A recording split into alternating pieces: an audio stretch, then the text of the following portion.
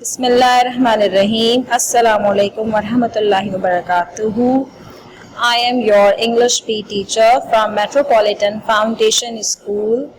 As you know, students, this is your English B workbook, New Oxford Modern English for Grade 4.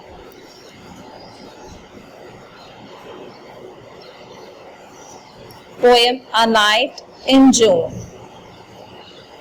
मैं अपनी previous classes में class 4 ये explain कर चुकी हूँ पोएम। अब हम इसकी एक्सरसाइजेस करेंगे ग्रामर की, आपकी वर्कबुक की। जैसे मैंने वर्कबुक में फिल आउट किया हुआ है, एज इट इज़ आप अपनी वर्कबुक में फिल आउट करेंगे। नंबर 1 एक्सरसाइज है यूज येट एंड ऑलरेडी।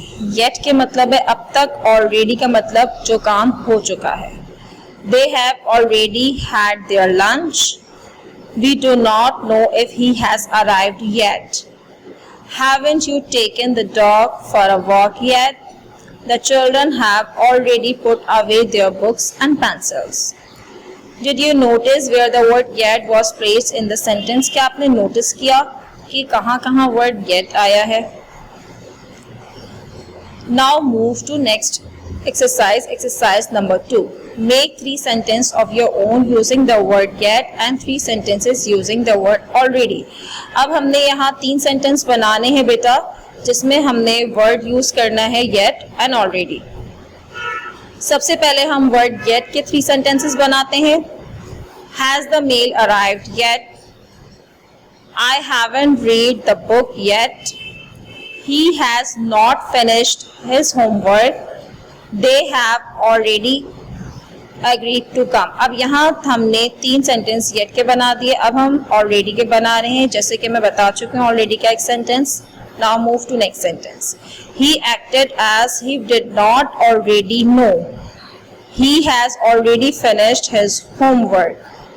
ये एक्सरसाइज 2 हमारी यहाँ कंप्लीट होती है, page number 9। Now move to next page.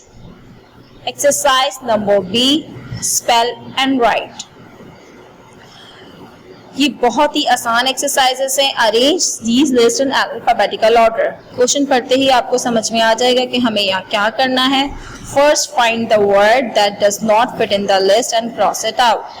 हमने पहले इसको अल्फाबेटिकल ऑर्डर से अरेंज करना है बेटा, फिर उस वर्ड को ढूंढना है जो यहाँ पे फिट नहीं हो रहा, यानी इनसे मैच नहीं कर रहा, और उसे क्रॉस इट आउट करना है। बट हम यहाँ पे उसको सर्कल कर रहे हैं। जैसे कि अल्फाबेटिकल ऑर्डर से हम फर्स्ट लेटर देखेंगे, अल्फाबेटिकल ऑर्डर से हम इसको करेंगे तो पहला वर्ड आएगा अली, सेकंड है कॉलन, क्योंकि ए के बाद बी यहाँ से कोई वर्ड नहीं आ रहा है बेटा, कोई नाम नहीं आ रहा है। उसके बाद सी है तो सी से कॉलन, फिर हसन, मरियम, नेक, Quetta and Zaid.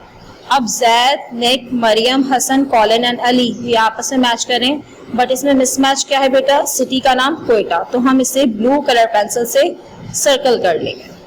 Now move to next B. इसको भी हम अल्फाबेटिकल ऑर्डर से बेटा पहले ऑर्डर कर लेंगे, देन हम उसके अंदर सर्कल करेंगे जो वर्ड इसमें मैच नहीं कर रहा, जो फिट नहीं हो रहा।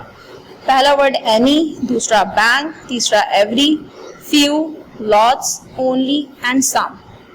इनको हमने इनका फर्स्ट अल्फाबेट देखकर इनको अल्फाबेटिकल ऑर्डर से हमने ऑर्डर कर लिया। उसके बाद any, every, few, lots, only, some ये वर्ड्स आपस में मैच कर रहे हैं। जो एक वर्ड इसमें बिल्कुल फिट नहीं हो रहा वो है बैंक, क्योंकि इनके काफ़ी मीनिंग सिमिलर हैं। ये वर्ड्स आपस में एक दूसरे से मैच कर रहे हैं, ठीक है। और ये बैंक जो है बिल्कुल इसमें इसका बिल्कुल अलग सा वर्ड है, ये जो इनमें मैच नहीं कर रहा है। तो बैंक को हम ब्लू कलर पेंसिल से सर्कल कर लेंगे। नाउ मूव टू सी। ये थोड़ा सा डिफिकल्ट है, इसको अल्फाबेटिकल ऑर्डर से हम इसका सेकंड अल्फाबेट देखकर उससे ऑर्डर करेंगे, क्योंकि यहाँ पे ऑलरेडी आप देख रहे हैं सारे वर्ड्स जो हैं वो बी से स्टार्ट हैं।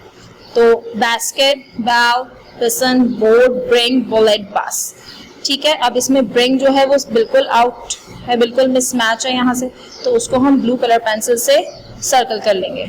Now move to next exercise, exercise number 2. Write the opposite of the following. इन सब के ये वर्ड्स इनके ऑपोजिट यानी अल्फाज जिद कर। स्मॉल का big, large, heavy, light, cold, hot, fair, dark, sharp, blunt, bright, dim या dull, in, out, over, under, rich and poor.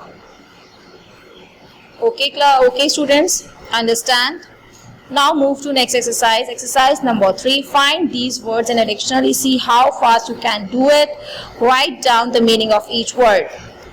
In words की डिक्शनरी में से मीनिंग निकालकर आपने इसमें लिखने हैं, ठीक है। अब जिराफ, जिराफ क्या है?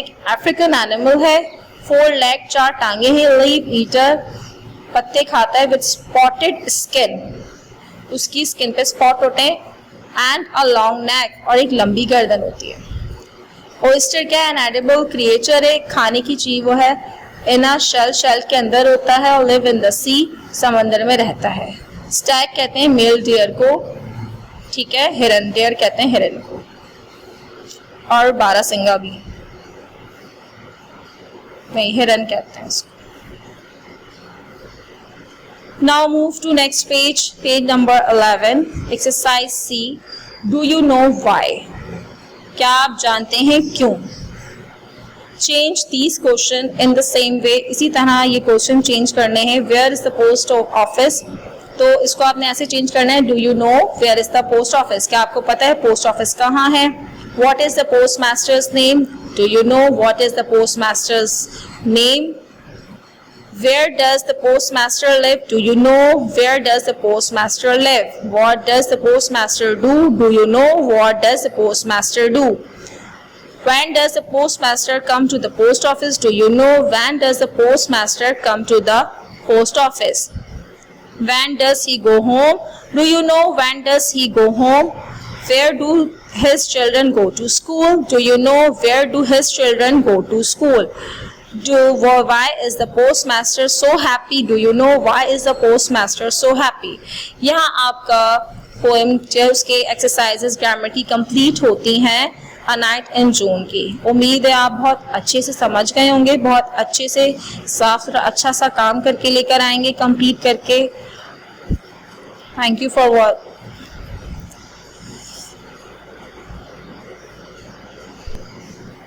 Okay, thank you students. Allah Hafiz.